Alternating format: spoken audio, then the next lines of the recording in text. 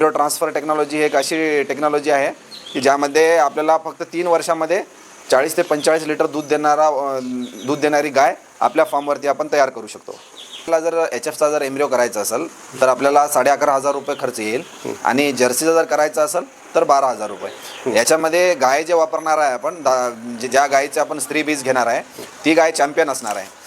Champion म्हणजे थोडे आपल्याला 2 महिन्याची कन्फर्म प्रेग्नन्सी पण देतो आपण. त्याच्यासाठी HFमध्ये जे आहे ते रेट आहे 36,562 रुपये आणि जर्सीला 38,762 रुपये. नमस्कार शेतकरी मित्रांनो, मी अभिजित काळे आणि आपण पाहतात आपला शेतकरी मित्र. मित्रांनो, आपण जनावरांना जी उच्च दर्जाचं आपण जी पैदास घ्यायची आहे ती पैदास घेण्यासाठी आपल्याला जर सिमेंटवर काम करत गेलं तर एक कमीत कमी 3 ते 4 पिढ्या जावं लागते. त्यावेळेस तुमच्या शेडमध्ये जर तुमची गाय जर 12-13 लिटर 2 टायमाचं किंवा 20 लिटरच्या रेंजमध्ये जर देत असेल तर तिथून तुम्ही 40-45 लिटरवर जाण्यासाठी तुम्हाला एक कमीत कमी 7 ते 8 वर्षाचा कालावधी जाणार आहे. पण डायरेक्ट तेवढा वेळ न घेता डायरेक्ट तुम्हाला जी पुढची पैदास मिळणार आहे ती त्या लेवलची किंवा त्या रेंजची पाहिजे असेल तर शेडमध्ये जी महत्त्वाचं जी एम्ब्रियो ट्रान्सप्लांट आपण करतो ती जर काम करायचं असेल तर तुम्हाला डायरेक्ट जी पुढची पैदास आहे ती एकदम उत्कृष्ट आणि पाहिजे तुम्हाला जशी पाहिजे तशी पैदास मिळते. जर तुमचा आयुष्यातला बराचसा काळ त्यासाठी वाया जाऊ द्यायचा नसेल तर एम्ब्रियो ट्रान्सप्लांट ही एक अतिशय आपल्याला म्हणजे एक देवाचं वरदान मिळलेलं आहे. तर ते आपल्या शेडमध्ये आपण त्याचा वापर करणार आहोत आणि एक साधारणतः सर आलेले आहेत गोदरेज कंपनीकडून. तर सरांचा परिचय जाणून घेऊयात आपण. सर नमस्कार. नमस्कार, मी डॉक्टर मोगल इरफान. मी गोदरेज कॅटल जेनेटिकमध्ये एम्ब्रियो ट्रान्सफर टेक्निशियन कार्यरत आहे. सगळ्या महाराष्ट्रामध्ये आम्ही एम्ब्रियो ट्रान्सफर निमित्त फिरत असतो आणि याच्यामध्ये सगळ्यात महत्त्वाचं काय आहे की एका फार्मवरती कमीत कमी आम्हाला 10 तरी ॲनिमल प्रोटोकॉलमध्ये घ्यावं लागतात. जर एक शेतकऱ्याजवळ 10 नसतील तर मग आजूबाजूला 20 किलोमीटरमध्ये 1-2 शेतकरी मिळून बी आपण ग्रुप तयार करून प्रोटोकॉल स्टार्ट करू शकतो. जसं की काळेसाहेबांनी म्हणलं की बाबा AIने जर आपण गाय तयार करायची म्हणलं तर कमीत कमी आपल्याला त्यासाठी 12 ते 14 वर्षाचा कालावधी आहे. तेही प्रत्येक वेळेस जो F1 जनरेशन येईल F2 जनरेशन येईल त्यांना जर चांगल्या सॉर्टेड सिमननं जर AI केलं तर आपल्याला त्या क्वालिटीचं वासरू भेटणार आहे. पण एम्ब्रियो ट्रान्सफर टेक्नॉलॉजी ही एक अशी टेक्नॉलॉजी आहे की ज्यामध्ये आपल्याला फक्त 3 वर्षामध्ये 40 ते 45 लिटर दूध देणारी गाय आपल्या फार्मवरती आपण तयार करू शकतो. तर मित्रांनो, तुम्हाला डायरेक्ट जर वंशावळ तुमच्या शेडवरती जर डायरेक्ट म्हणजे तुमच्याकडे जर पंजाबसारखं आता पंजाब गव्हर्नमेंट म्हणजे पंजाब सरकारनं जे काम केलं आहे ते पंजाब सरकारने त्यांच्या शेतकऱ्यांना बरेचसे बेनिफिट दिलेले आहेत की ज्यामुळे तिथला शेतकरी सदन झालेला आहे आणि ब्रीडवरती पुढे गेलेला आहे. त्यासाठी त्यांना 15-16 वर्ष लागली ती. पण जे सरांकडे जे एम्ब्रियो असतात ते एम्ब्रियोचं ज्या गायी असतात ना त्या गायी त्यांची कॅपॅसिटी उच्च दर्जाची असते आणि जे त्याच्यासाठी वापरलेले जे बुल आहेत जे वळूचं सिमेंट आहे ते पण तितक्याच कॅपॅसिटीचे असतात. त्यामुळे डायरेक्ट त्या गायीची गुणवत्ता आणि त्या वळूची गुणवत्ता ही तुमची गाय फक्त काय करणार आहे, तुमच्या गायीचा फक्त काम आहे तो गर्भ सांभाळून मोठा करणे आणि त्याची पैदास तुम्हाला देणे. या व्यतिरिक्त तुमच्या गायीचं काहीसुद्धा काम नाही. मग त्यामुळं त्या गायीचं आणि त्या वळूचं डायरेक्ट जी पिल्लू तयार होणार आहे ती तुमच्या शेडमध्ये जन्माला येत आहे.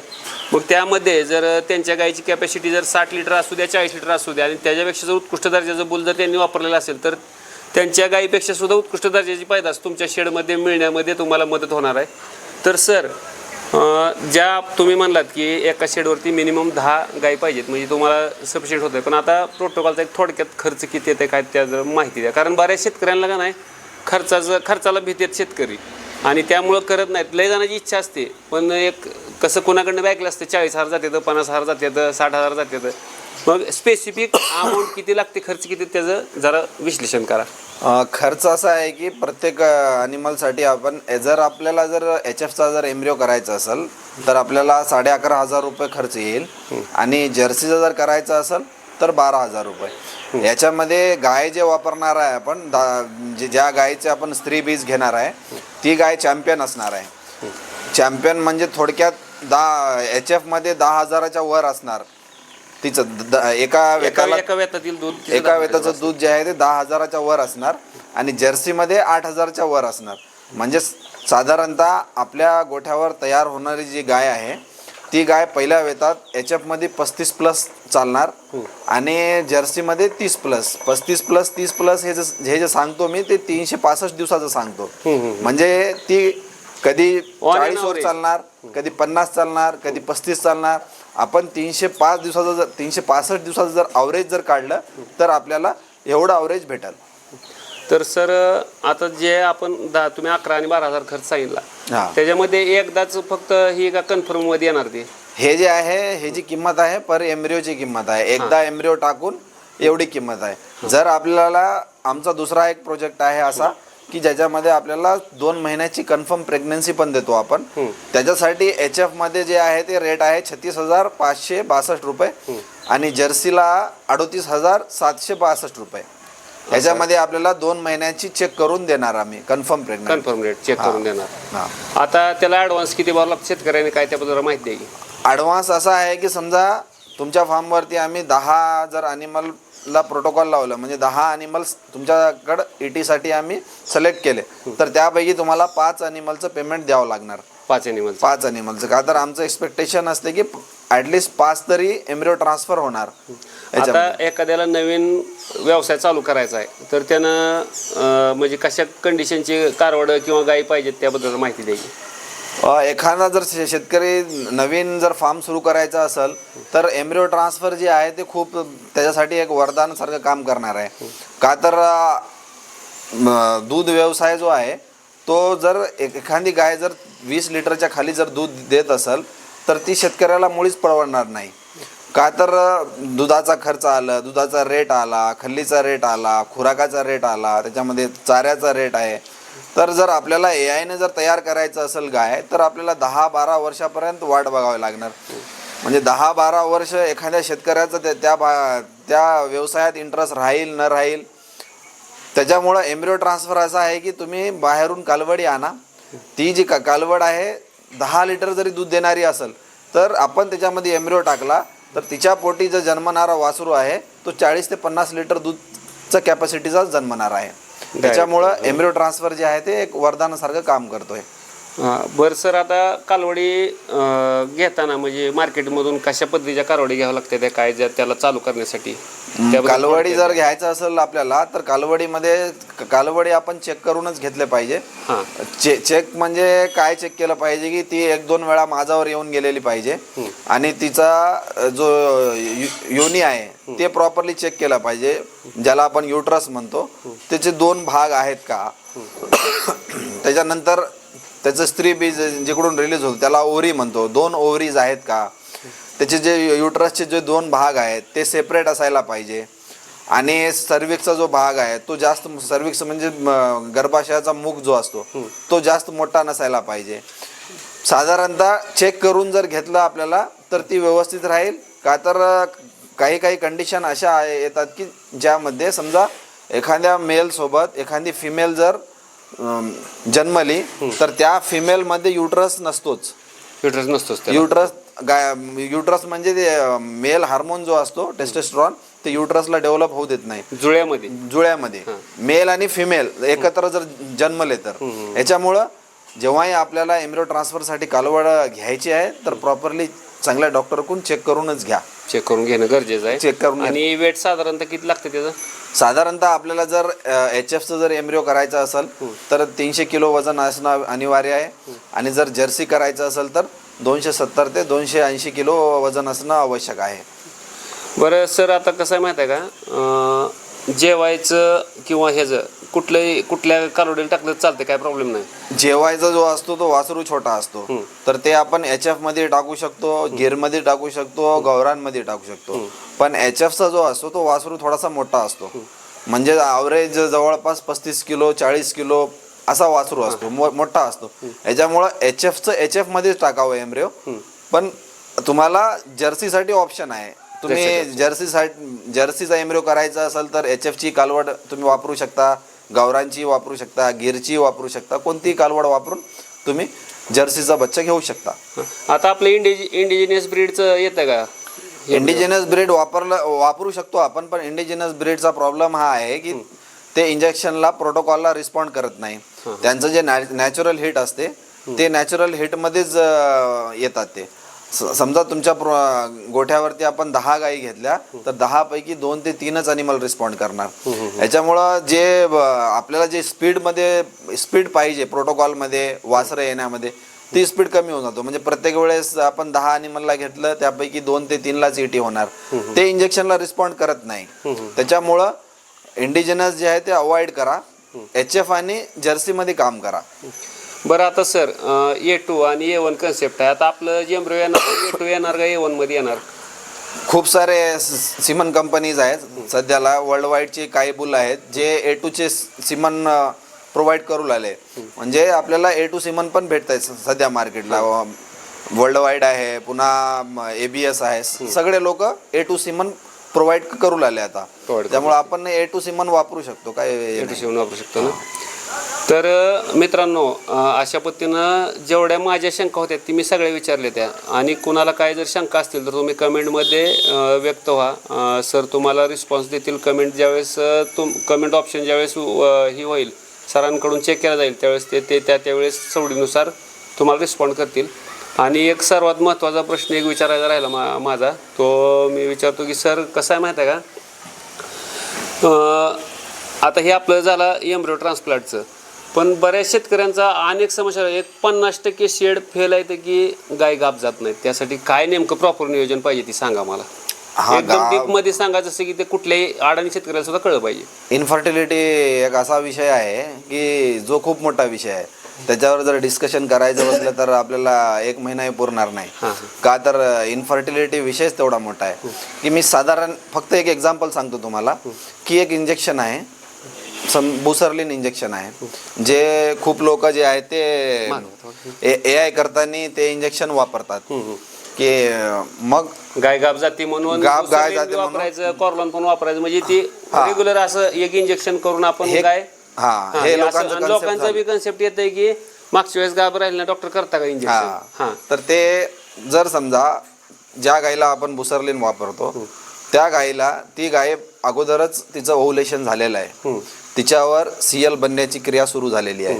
ओव्हुलेशन झालं, CL बनण्याची क्रिया सुरू झाली. जर तुम्ही ॲनिमलला चेक केलं नाही आणि तसंच जर तुम्ही तिला बुसरलिन मारून टाकलं, इंजेक्शन बुसरलिनचा इंजेक्शन देऊन टाकलं तिला, आणि तिकडं ओव्हुलेशन झालेलं आहे, तर ह्या इंजेक्शनमुळं पण तुमचे ॲनिमल फेल जाऊ शकते. का तर बुसरलिन काय करतो की ॲनिमलचं इस्ट्रोजन परत वाढून टाकतो. इस्ट्रोजन वाढल्यामुळं ॲनिमलची जी सायक्लिसिटी आहे ती परत सुरू होऊन जाते. ह्याच्यामुळं आपण जेव्हा केव्हा कोणताही इंजेक्शन देतो, हार्मोनचा, बुसरलिन असो, कोरुलान असो, पुन्हा रिसेप्टाल असो किंवा प्रोजेस्ट्रॉनचं इंजेक्शन असो, हे जे इंजेक्शन चेक करूनच वापरले पाहिजे. हा तर एक कन्सेप्ट झाला. याच्यानंतर इन्फर्टिलिटीचे भरपूर कन्सेप्ट आहेत. कोणत्या कोणत्या ॲनिमलमध्ये काय होतं की माइल्ड एंडोमेट्रायटिस असतो, म्हणजे आपल्या डोळ्यानं दिसतो की डिस्चार्ज क्लिअर आहे पण त्याच्यामध्ये एकदम कमी प्रमाणात इन्फेक्शन असतो. तर अशाही कंडिशनमध्ये ती गाभण राहत नाही. तर त्याच्यासाठी पण एक टेस्ट आहे, व्हाईट साईड टेस्ट म्हणून. ती टेस्ट जर केली आपण तर आपल्याला कळते की याच्यामध्ये थोड्या प्रमाणात इन्फेक्शन आहे, पण तो पण इन्फेक्शन तिला गाभण राहण्यापासून रोखू शकतो. तर इन्फर्टिलिटी जो आहे तो खूप मोठा विषय आहे. याच्यावर जेवढं बोललं तेवढं कमी आहे. बरं, एक थोडक्यात सांगा मला, गाय विली आज, तिच्यावर काय काय उपचार करायचे की जी भविष्यात तिचं प्रॉपर व्यवस्थित सगळं व्हावं? गाय पहिलं तर जेव्हा विते त्याच्यानंतर 8 तासाच्या आत तिचं झार पडलं पाहिजे, सगळ्यात महत्त्वाचं. जर झार पडलं नाही तर मग डॉक्टरशी कन्सल्ट करा, डॉक्टरला बोला आणि तिचं ट्रीटमेंट स्टार्ट करा. का तर हा जो पिरियड आहे तो खूप क्रुशियल आहे. 12 तास जर गेले तर मग पुढचं तुमचं जे तुम्हाला एक लॅक्टेशनमध्ये जे मिल्क भेटणार आहे ते दूध पण भेटणार नाही. परिणाम होतोय. का तर मेट्रायटिस एकदा जर डेव्हलप झाला त्या ॲनिमलमध्ये तर तुमचा हाफ मिल्क त्या लॅक्टेशनचा जवळपास हे होऊन जातो, कमी होऊन जातो. का ॲनिमल दुधावरच येत नाही. त्याच्यामुळं पहिले 8 घंटे जे आहेत ते खूप क्रुशियल आहेत. पहिल्या 8 घंट्यामध्ये झार पडला पाहिजे. झार पडल्याच्या नंतर जर आपल्याकडे जर डॉक्टर जवळ असतील, चांगले डॉक्टर असतील तर मग त्यांच्या हातानं थोडंसं त्याला अँटीबायोटिक, इंट्रायुट्राईनमध्ये आजकाल गोळ्या येतात, युरिया वगैरेच्या गोळ्या येतात, त्या गोळ्या टाकून घेणं आणि फिडिंगवर ध्यान देणं. आणि सगळ्यात महत्त्वाचं आहे की तुम्ही 8 महिन्यापासून 7 ते 8 महिन्यापासून त्या ॲनिमलला ट्रान्झिफीड पण दिलं पाहिजे. जर तुम्ही ट्रान्झिफीड जर दिलं तर त्या ॲनिमलची जे कमतरता आहेत ते कमतरता भरून निघतात आणि हे जे प्रॉब्लेम आहेत, पुढचे जे प्रॉब्लेम आहेत, विल्याच्या नंतरचे जे प्रॉब्लेम आहेत ते सॉल्व्ह व्हायला मदत होते. त्याच्यामुळं सगळ्यात पहिलं इम्पॉर्टंट आहे न्यूट्रिशन. त्याच्यानंतर मग इन्फेक्शन वगैरे डेव्हलप नाही झालं पाहिजे. ह्या जर गोष्टी तुम्ही व्यवस्थित हाताळल्या तर याच्या पुढं तुम्हाला गाय तुमची 30 ते 60 दिवसामध्ये मास दाखवल आणि कन्सिव्ह पण होईल आणि झालीच पाहिजे. 3 महिन्याच्या आत आपली गाय जी आहे ती कन्सिव्ह झाली पाहिजे आणि वर्षाला एक वासरू दिलंच पाहिजे. तरच ते गोठा आणि ते शेतकरी भविष्यामध्ये सक्सेस होईल. भविष्यामध्ये सक्सेस होईल. जो प्रॉपर मेंटेनन्स आहे तो कमी राहणार आहे. बिलकुल. आणि एक सर माझा शेडवरती प्रॉब्लेम असा आलाय की गाय व्यायच्या आधी खुराक वैरण एकदम भरपूर खाते आणि ज्या दिवशी वेली तिला सगळं आपण व्यवस्थित जरी केलं तरी खुराक कमी खाणे, वैरण कमी खाणे हे होतंय. आता ह्याला आपण मेडिकल उपचार वगैरे करू शकतो, पण तसं समस्या येऊन यासाठी काय करावं लागेल? नाही, हा जो प्रॉब्लेम आहे तो प्रत्येक ठिकाणी अनुभवलेला प्रॉब्लेम आहे की त्याच्यामुळंच आपण काय ॲडवाईस करतो की ॲनिमलला ट्रान्झिफीड द्या. ट्रान्झिफीड दिलं तर त्याचं जे फॅट जे लेअर आहे त्याच्या शरीरात फॅटची लेअर चांगली तयार होते आणि ह्याच्यामुळं काय होईल की प्रत्येक ॲनिमल विल्याच्या नंतर जवळपास 15 ते 20 दिवस किंवा कोणता ॲनिमल तर 1 महिनापर्यंत चारा खात नाही. त्याच्यामुळं जे आपण ट्रान्झिफीड दिलेलं आहे ते ट्रान्झिफीड त्या ॲनिमलची जी बॉडी कंडिशन आहे ती खाली जाऊ देत नाही. ट्रान्झिफीडचं महत्त्व इथंच आहे की ॲनिमल दूध तर ॲनिमल तेवढंच देणार पण चारा कमी होऊन जातो. तर त्या स्टेजला ट्रान्झिफीड खूप चांगल्या प्रकारे काम करतो आणि एखाद्या जवळपास 1-1.5 महिन्यापर्यंत त्या ॲनिमलचं जे न्यूट्रिशन आहे ते फॅट बर्न होऊन त्याच्यातून मिल्क येतो आणि ॲनिमल जेव्हा खायला सुरुवात करतो मग त्या नॉर्मलवर येऊन जातो. तर मित्रांनो, प्रत्येकजण सांगत होते की ट्रान्झिफीड वापरा, पण ट्रान्झिफीड वापरण्यापाठीमागचा जो दृष्टिकोन आहे तो आज सरांकडून मला सुद्धा कळला. कारण मी पण बरेच डॉक्टरांशी संपर्कात असतो किंवा न्यूट्रिशनिस्ट आहेत त्यांचे पण माझ्याशी कॉन्टॅक्ट आहेत. पण ही अशी जी त्यांनी आतापर्यंत कोणी सांगितलं, कारण ते MR लोक असते, ते MR लोकांना एवढं डीपमध्ये नॉलेज नसतं. पण सध्या डॉक्टरांकडून स्वतः मला तो म्हणजे माहिती मिळाली.